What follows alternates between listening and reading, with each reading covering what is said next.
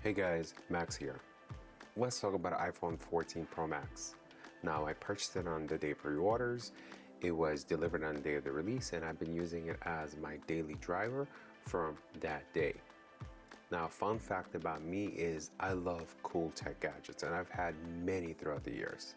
Whether it be Windows, Android, or Apple products, I've had many. So that goes to say that I'm not a fanboy, or do I follow a specific brand.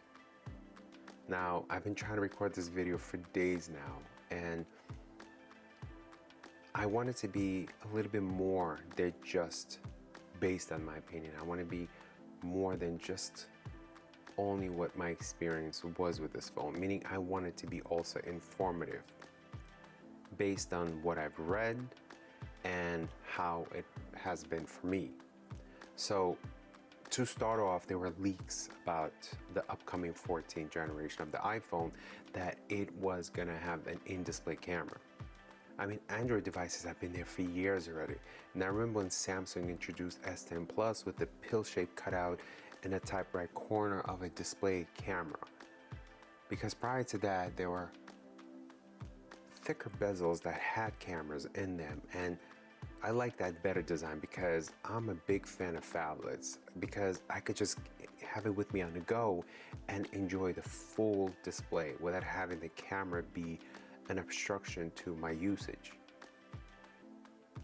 And then Samsung has been moving towards, like, not only Samsung, there's so many Android devices that have in-display camera, and they've been moving towards providing a smaller cutout. So here I have Fold 4, and it has a small cutout camera in display, but it's so small and it's all the way to the top of the bezel that it's not so intrusive.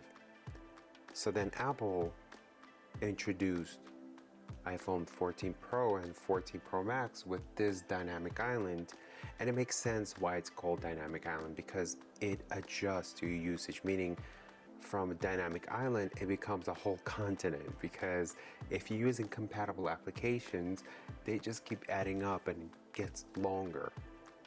So the fact is, I do not hate dynamic island. I actually like the idea of dynamic island. I just hate the idea where the island was placed. There's a permanent placement for this island on my display.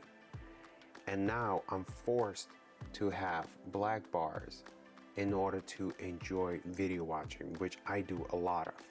Also, if you're a gamer, know that that dynamic island is going to be in the way from the usage of a full display.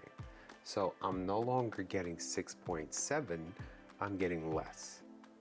Now, some of you might say, well, you know, there's a display on top of it, which makes sense. So I think Apple designed this display on top of it for the notification part of it, such as like the carrier, the wire, the Wi-Fi, the battery percentage.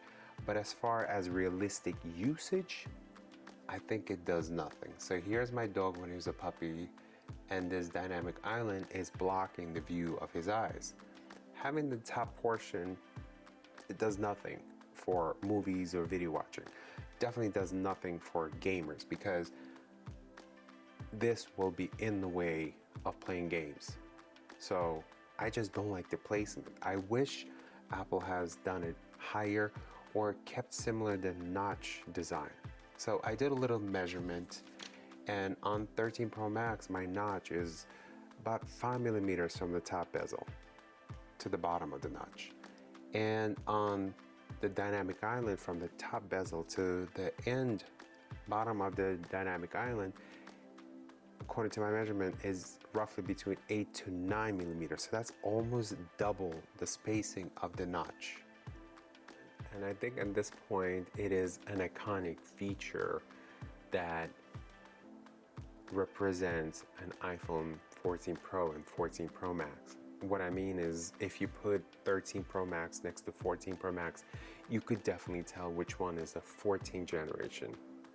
And I absolutely love the innovation and where Apple is going with this functionality, gesture, ease of use, dynamic island. But I absolutely hate the placement of this so-called island, which permanently is on top of my display. I can't swipe it away. I can make it smaller. It is there to stay. And that bothers me in so many ways. First of all, if I'm buying a 6.7-inch display, there's a reason why I want a bigger display. Like, I'm a fan of watching videos, movies on the go. That's why I like phablets. I don't have to carry a tablet with me and needing a bag, just something to carry with me. I could just take the phone and slide it in my pocket and then take it out whenever I want to use it again. And when referring to 6.7-inch display, I get to use the whole 6.7. But now having that dynamic island, I get to use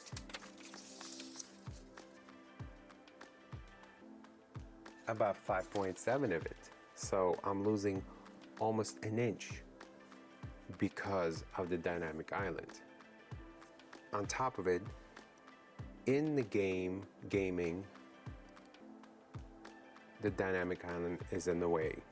In movie watching, the dynamic island is in the way. And to simply show that to you, here I pulled up a video on YouTube. Those black bars are pretty much going to be a thing that's going to stay. And if I zoom in to watch something, which I usually do, now the dynamic island is cutting a portion of that video. And imagine playing a game and having to use controls that would generally be here, but now because of dynamic island, can't use that portion, so now it becomes a smaller display. Yeah, I don't like the dynamic island. If that was the only change that they made with the iPhone, I would have stayed with 13 Pro Max, and that would be the first for me because I upgrade to a new device every year.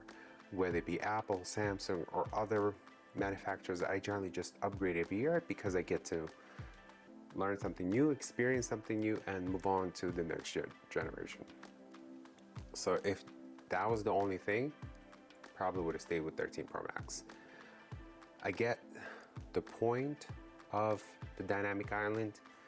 I think Apple could have gone a little bit different with it. Maybe have software engineering create a widget that does the same functionality without needing that dynamic island become a whole continent.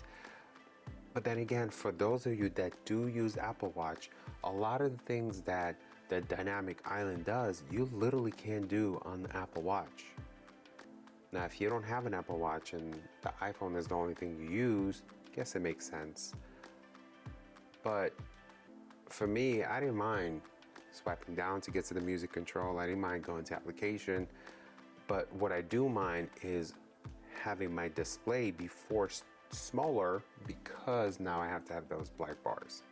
So yeah, not a fan of the dynamic island.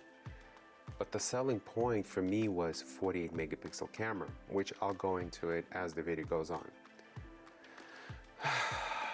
Just for the comparison, 13 Pro Max, 14 Pro Max, the display is slightly brighter, but 13 Pro Max was already bright enough that I had to lower the brightness, especially in the dark. It's just so bright up in your face. So having a 14 Pro Max that's even more brighter, definitely dim it down even more. So I don't know if you see it on your end, it's just slightly noticeably brighter. Let's talk about always on display because it's new to an iPhone, even though it's been around Android world for many years, and it's not a feature that I really use. Now, having always on display on a watch, I think is a must. There's just so many reasons to why we need always on display on a smartwatch. On the phone, I think it's based case to case. What I'm dealing with when it comes to using an always on display is a significant battery drainage. Now, I know the phone also has a new chip in it, so that could also be the reason why the battery drainage. But the thing is, I have friends who also purchased iPhone 14 Pro Max, and about 80% of them disabled always on display, and all of them reported that they've noticed a significant improvement to their battery life. See, with iPhone 13 Pro Max, with my moderate usage, I could have easily gone 2 days without needing to charge my iPhone 13 Pro Max. Like now with iPhone 14 Pro Max, by the end of the day, since I received iPhone 14 Pro Max, I am connected to a charger every single day, because it just cannot even closely compete to what the battery usage I had with iPhone 13 Pro Max. Let's talk about the new chip that's inside iPhone 14 Pro Max. See, the topic, for example, with iPad that has M1 chip in it, a very powerful chip. It's a selling point. People out there going to buy M1 iPads, but does it serve a purpose? I get it, if iPad was able to run macOS, then it makes sense to have such a powerful chip. But otherwise, it's a waste of power.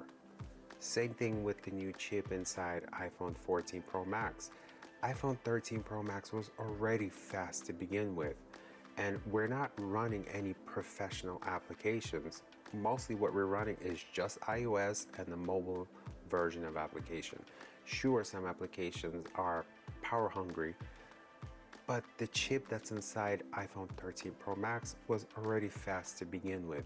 So I don't think it's a selling feature to drop your phone, let's say, especially if you have like iPhone 12 Pro Max or iPhone 13 Pro Max, drop that phone just to buy iPhone 14 Pro Max just because of the new chip. But I also see a significant delay in, for example, using that Face Unlock ID. A significant. So here's an example, but I think that could be actually fixed with the software update. I think we're just at the beginning of something new, and probably over time Apple will tailor all that to be very seamless experience like I get with my iPhone 13 Pro Max. So here I'm going to Credit Karma. Look how long it takes for that animation of Face Unlock to kick in, and it's noticeable. With the 13 Pro Max, it was just instant. It just scans your face right away and boom, I'm inside the app. Now, biggest selling feature why I decided to upgrade from 13 Pro Max to 14 Pro Max, and it's a 48 megapixel camera. Now, important fact to understand, to enable 48 megapixels, you have to take images in RAW format. RAW basically means you have much higher information with 48 megapixels, so you could do post-processing, whether of a video or, for example, pictures. That's what generally higher megapixel is good for, so you could edit and make it to what you want that product to be. Smaller megapixel means less information to deal with, to work with.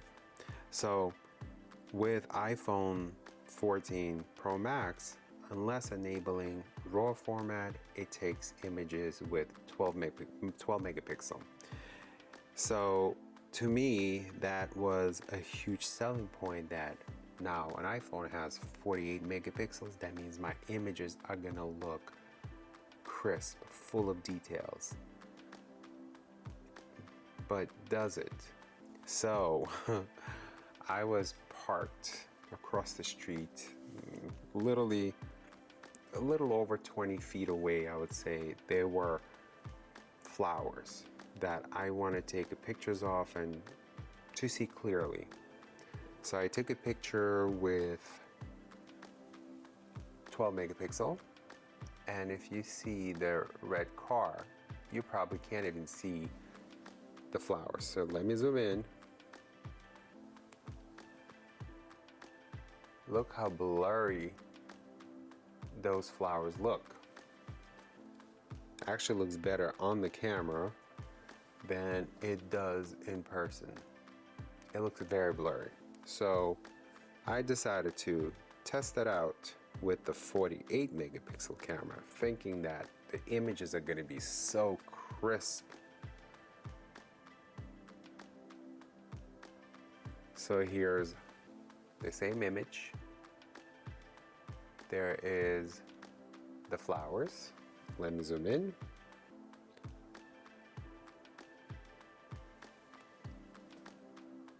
Look how blurry those flowers look.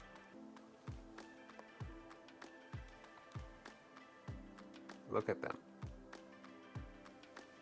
With 48 megapixel camera, I was expecting to see images much clearer.